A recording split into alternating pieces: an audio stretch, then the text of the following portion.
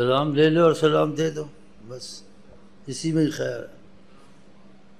رابطہ جو سلام سے ہوتا ہے بہت زبردست ہوتا ہے، اگر اس کا پتہ ہو حقیقت کہ جس چیز کو نبی کریم کہیں اس میں بہت اثر ہوتا ہے۔ تو فرمایا کہ تم کو ایسی چیز نہ بتاؤں صحابہ کا کہ تمہارے آپس میں دل لگ جائیں، محبت پیدا ہو جائے، یہ مفہوم ہے۔ تو صحابہ نے کیا بتائیں؟ تو آپا جی نے کہا کہ آپس میں سلام کیا کرو۔ گھر میں بھی آپ سلام کی عادت ڈالیں، جب باہر جائیں، جب آئیں، جب سلام۔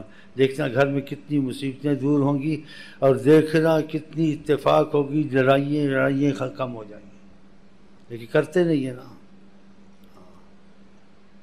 کوئی بھی بات کرے دنیا میں، اس کی بات کا اثر نہ اثر کا یقین پورا نہیں کرنا چاہے ہو یا نہ ہو، لیکن نبی کریم بات کہتے ہیں 100%۔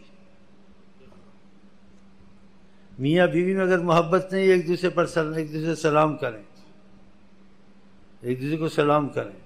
اور میاں بیوی کی محبت آپس میں نہیں ہے، 786 بسم اللہ چوری ایک دوسرے پر پڑھیں، آپس میں خوشی شروع ہو جائے گی۔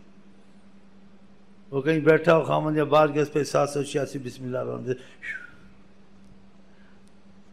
خامن دیکھتے بیوی لڑتی ہے، بات نہیں مانتی ہے، 786 بسم اللہ پڑھ کے وہ سویا شروع کر دے، بس یہ بھی ہے تجربہ کریں۔ اور گھر میں بھی سلام کریں، ایک کمرے سے دوسرے کمرے 5 منٹ کے بعد آئے السلام علیکم، بی بی جی السلام علیکم، بی بی جی آئے 5 منٹ کے بعد میاں جی السلام علیکم، دیکھنا کیا ہوتا ہے۔ حدیث کے یہ درخت کے اور سے بھی نکلتے تھے، یا نکلو جس کا مفہوم آ کر تب بھی سلام کیا کرو۔ گھروں میں کتنی نا اتفاقی، پریشانی، اس سے کتنی رحمت آ جائے۔ سلام کے معنی سلامتی، رحمت، اس لیے آپ کہتے ہیں اسلام پہ بڑا زور دیتا ہے، تو حدیث میں آیا ہے اسلام کی وجہ سے ہم لوگوں پر رحمت بہت آتی ہے۔ تو میں ہمیشہ آپ کو سلام کرتا رہتا ہوں، آپ بھی کرتے رہتے ہیں، بس ادھر ہی گھر میں سلام نہیں کرنی ہے، بی بی جی کو سلام نہیں کرنی ہے۔ بی بی جی کو تو بہت ہی سلام کرو، تمہارا کھانا پکاتی ہے، تمہارے کپڑے دھوتی ہے، تمہارے بچوں کو پالتی ہے۔ اور نبی کریم فرماتے ہیں خیرکم لأہلہ، تم میں سے اچھا بہتر وہ جو بیوی کے ساتھ اچھا سلوک کرے۔ تو یہ چیزیں بھی یاد رکھیں۔ تو میاں بیوی اگر ہے تو 786 بسم اللہ پڑھ کے میاں پر پھینکو، میاں بیوی پر پھینکے، شف اسی میں بھی آپ کو سلام کرتا ہوں۔ یہ نسخہ بہت کامیاب نسخہ ہے، ہم گھر میں ایسے ہی کرتے ہیں، یقین جانیں۔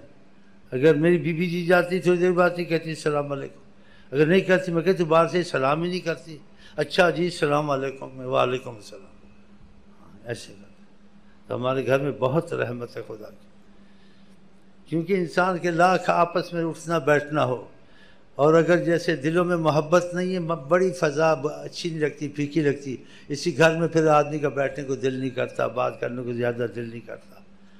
تو یہ چیزیں بھی جاری رکھے تاکہ گھر میں بھی خیر آئے، اور نبی کریم کی بات کو بہت اہمیت دیں۔ قرآن میں ہے وَعَاشِرُوهُنَّ بِالْمَعْرُوفِ، ان کے ساتھ اچھا رویہ رکھو، اور نبی کریم نے کہا ان پر زیادہ سختی مت کرو، بہت کم سختی، نرمی زیادہ، کہ ان کو سیدھا کرنا بہت مشکل ہے۔ جن کو زیادہ بیوی کو سیدھا کرتا نا تو وہ گھر اجڑ جاتا ہے۔ اس کی مثال نبی کریم نے کیسے دی ہے صلی اللہ علیہ وسلم نے کہا خلقنا من ضلع الاعوج، یہ ڈنگی پسلی سے پیدا ہوئی ہیں، ڈنگی پسلی سے۔ ڈنگی پسلی کو سیدھا کرو ہوئے گی، زیادہ سیدھا کرو گے ٹوٹ جائے گی، پسلی ہے نا ایسے ہی رہتی ہے، تو یہ تھوڑی ٹیڑھی رہیں گی، تو پھر ان پر رحم کر دو تھوڑا، تو زیادہ سیدھا کرو گے تو گھر میں پھر جدائی ہوگی، یا مصیبت آئے گی، یا طلاقیں شروع ہو جائیں گی، یا پھر وہ مار پٹائی شروع ہو جائے گی، تم اس کو مارو گے، اس کا بھائی آ کے تم کو مارے گا، تو پھر تو یہ خانہ جنگی ہو جائے گی۔ تو خانہ جنگی گھر میں نہ کرائیں، اور ان پر رحم کریں، اور ان کو زیادہ سیدھا کرنے کی کوشش نہ کریں۔ یہ ہمارے نبی نے کہا ڈنگی پسلی سے پیدا ہوئی۔ تمہاری والدہ نے ایک دفعہ ایسے کیا میرے ساتھ، میں نے کوئی بات کی، میں نے کہا بھائی یہ بات ہے ایسے تم مان جاؤ، تو وہ مان نہیں رہی تھی میری بیوی، تمہاری والدہ۔ پھر مجھے تھوڑا غصہ آ گیا، میں نے کہا اصل میں تمہاری نسل جون سی نا ڈنگی پسلی سے پیدا ہوئی ہے. میں نے اس کو کہا پتہ ہے مجھے کیا کہا تمہارے؟ کہا تم تو سیدھی پسلی سے پیدا ہوئے ہو، تم تو مانو. پھر میں نے مان لیا. کہا تم تو ڈنگی پسلی سے نہیں ہو نا.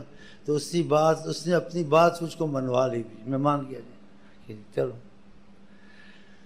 تو مطلب گھر میں نا اتفاقی نہیں ہونی چاہیے، محبت ہونی چاہیے. تو اس کی جہاں تک گنجائش ہے آقا جی نے بتایا. اور بیویوں سے نسلیں چلتی ہیں جی، گھر کے کھانے پکاتی ہیں، تم کو گناہوں سے بچاتی ہیں جی، تمہارے بچوں کو پالتی ہیں. اس کا میں پہلے بھی آپ کو سنایا تھا. اگر یہ زیادہ زبان چلائیں، گڑبڑ بھی کریں، تب بھی برداشت کرنی چاہیے. یہ ہمارے اسلام میں تعلیم ہے. ہاں، حضرت عمر کا واقعہ آپ کو پہلے نہیں سنایا تھا. ایک شخص تھا، اس کو تک اپنی بیوی سے کچھ شکایت تھی. اس نے کہا حضرت عمر سے شکایت کروں جا کے کہ وہ در پردہ میری بیوی کو کچھ سمجھائیں کہ میرے ساتھ یہ ایسا جھگڑا یا زبان درازی نہ کرے. تو حضرت عمر گئے اس شخص کے ساتھ در پردہ سمجھانے. جب سمجھانے وہ شخص گیا حضرت عمر کے پاس. جب گیا تو دیکھا حضرت عمر خاموش تھے، ان کی بیوی زبان چلا رہی تھی، ان کے ساتھ بہت زبان درازی. حضرت عمر خاموش تھے، کچھ نہیں کہتے تھے. تو اس نے ملاقات کی. ملاقات کے بعد واپس جانے لگا. حضرت عمر نے کہا کیسے آئے تھے؟ کہا بس ملنا تھا، مل لیا، میں جا رہا ہوں. کہا نہیں ملنا تھا، ویسے بھی کوئی بات ضرور ہوگی. جب زور دیا تو اس نے کہا میری بیوی بہت زبان چلاتی، بہت باتیں کرتی، بعض وقت تنگ آ جاتا ہوں. تو میں نے کہا آپ کس کے پاس شکایت کروں، آپ کی طرف سے کچھ نصیحت اس کو ہو تو ایسے نہ کرے. تو میں نے دیکھا آپ کی بیوی بھی میری بیوی کی طرح زبان چلا رہی تھی. میں نے کہا آپ کا خود ہی ایسا حال ہے تو ہمارا کیا حل ہوگا اور آپ کیا سمجھائیں گے؟ اس لیے بات کرنی آپ سے اچھا نہیں سمجھا میں نے کہ آپ کے ساتھ بھی یہی ہو رہا ہے جو میرے ساتھ ہو رہا ہے. تو حضرت عمر نے ان کو کہا کہ تم دیکھتے نہیں اس بیوی کی وجہ سے کتنے فائدے اور رحمتیں گھر میں آتی ہیں. اس کی وجہ سے ہم گناہ سے بچ جاتے ہیں، انسان گناہوں میں پڑ جاتا ہے، بچ جاتا ہے. پھر کہا یہ بچوں کو پالتی ہے، گھر کے کپڑے دھوتی ہے، کھانا پکاتی ہے. یعنی کیوں یہ کہا یہ سب چیزیں اس پہ لازم نہیں ہے. اگر نہ کرے آپ شرع میں جبر نہیں کر سکتے، کیونکہ اولاد آپ کی ہے، اس کی اصل میں ہے، لیکن مالک آپ ہیں. آپ دیکھو عدلیہ میں جائیں یا قاضی کے پاس جائیں، اپنی اولاد لے سکتے ہیں شرع میں، بیوی نہیں لے سکتی اگر آپ مہربانی کر دیں رکھ سکتی ہے. اس لیے اس پہ یہ چیزیں لازم نہیں آتی. وہ اس کے کپڑے دھوئے، بچوں کو کھانا پکائے، بچوں کو صاف کرے، یہ اس پہ اس کی مہربانی ہی کرتی ہے. تو یہ اس پہ لازم نہیں. تو اس نے کہا بچوں کے کپڑے دھوتی ہے، کھانا پکاتی ہے، اس کی وجہ سے میں گناہوں سے بھی بچ جاتا ہوں. اگر اس نے اتنا کر دیا تو اتنی رعایت دی جائے تو کیا حرج ہے؟ حضرت عمر نے اس نے کہا میری بیوی بھی گھر میں میرے بچوں کو پالتی ہے، گھر کو صفائی کرتی ہے، کھانا پکاتی ہے، میں بھی گناہوں سے بہت محفوظ ہوں اس کی وجہ سے. تو اس نے پھر ارادہ کر لیا آئندہ بیوی کے ساتھ رعایت کرے گا. تو یہ گھر میں کیا یہ پاکستان میرا خیال 100% یا 80% بیویوں پر بہت ظلم ہوتا ہے.